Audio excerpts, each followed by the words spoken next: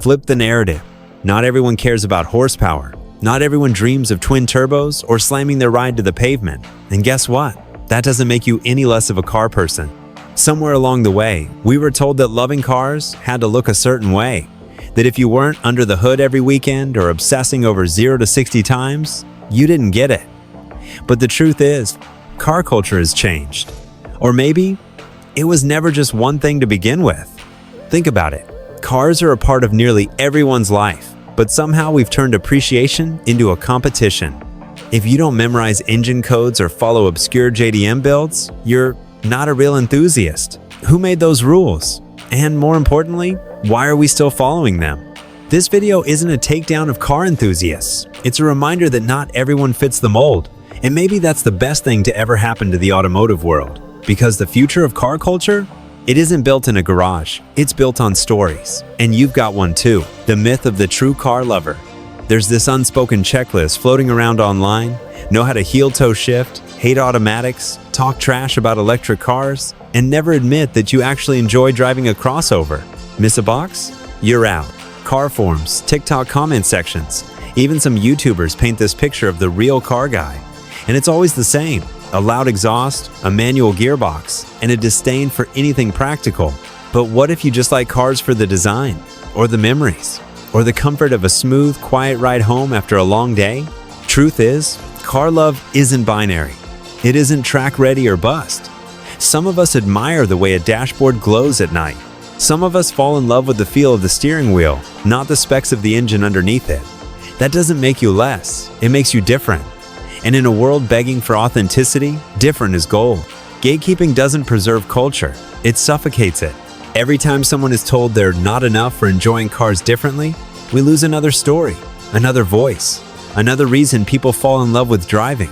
Maybe it's time we open the door a little wider. The internet turned cars into a competition. Let's be real, the internet didn't help. YouTube flooded us with build versus build battles, drag race comparisons, and budget challenges that push the idea that everything needs to be upgraded, tuned, or race ready. The result? Everyone's chasing numbers, chasing clout, chasing the next upgrade, until owning a car feels like a race you didn't even sign up for. And if you're not competing, you're invisible. But that's not what cars are about. Or at least, it shouldn't be. And it's ironic. Most people with 800 horsepower were garage queens spend more time filming them than driving them. Meanwhile, the person with the 2012 Honda Accord is out there, windows down, music blasting, actually living life behind the wheel. Which one's the real car lover again? The algorithm rewarded the loudest voice, not the most honest one. And suddenly, if your car didn't have a crazy build story or shoot flames, it wasn't content-worthy. But cars aren't content, they're connection. And connection doesn't need to go viral to be valid. This culture of comparison turned personal passion into performance pressure. It made people second-guess what they loved. And now, we're left with thousands of drivers thinking their appreciation isn't enough. When it always was. Cars are emotional, not just mechanical. For some people, their favorite car is one most enthusiasts would laugh at.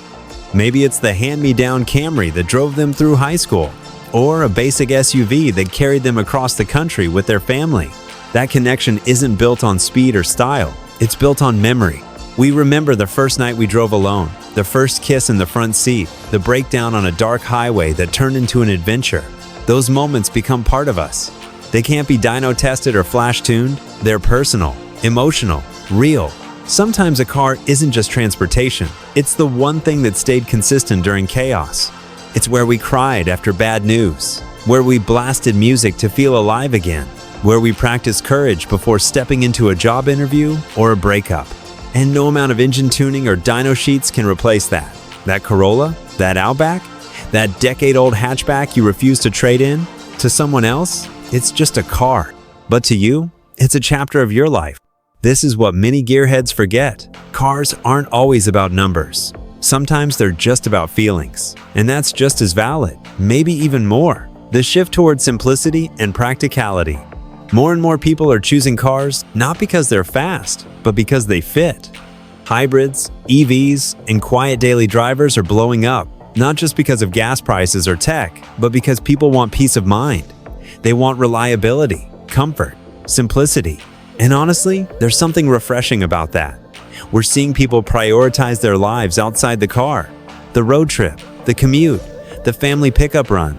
It's not always about the machine. It's about how it moves you through life. We're watching a shift from performance to presence. Instead of obsessing over track stats, people care about whether their car has cooled seats for summer or CarPlay for the morning drive. It's not a downgrade, it's a reality check, and it's long overdue.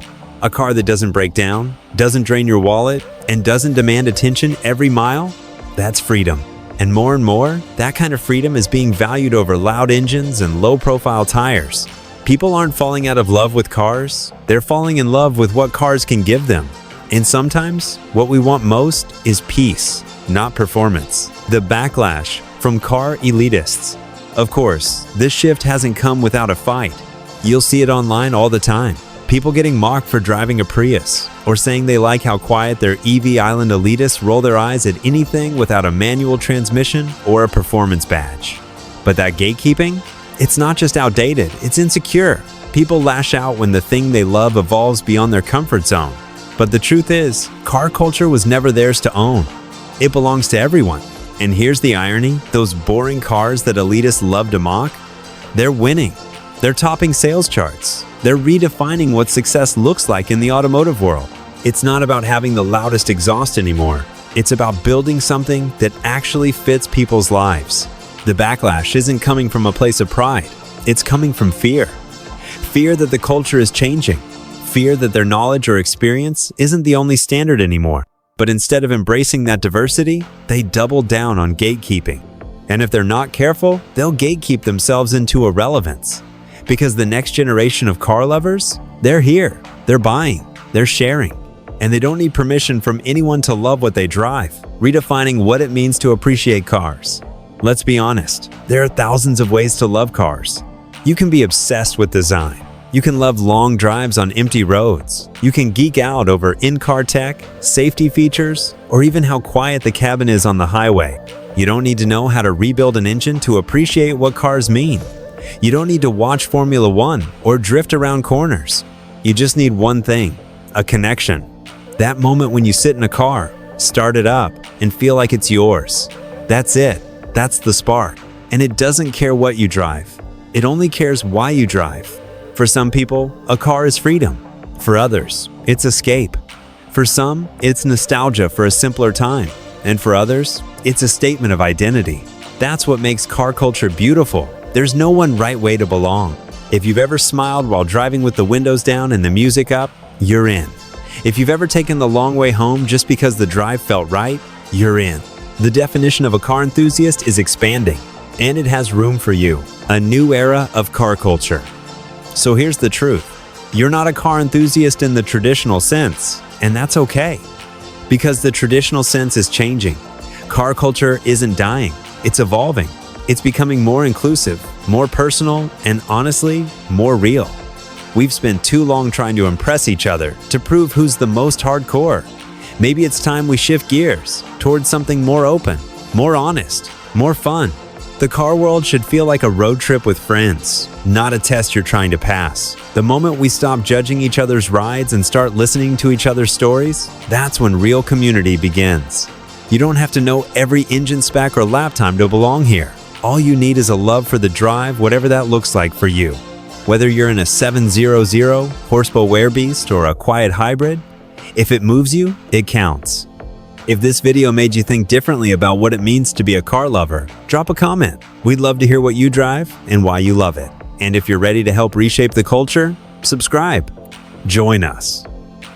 Because this isn't just a channel, it's a movement.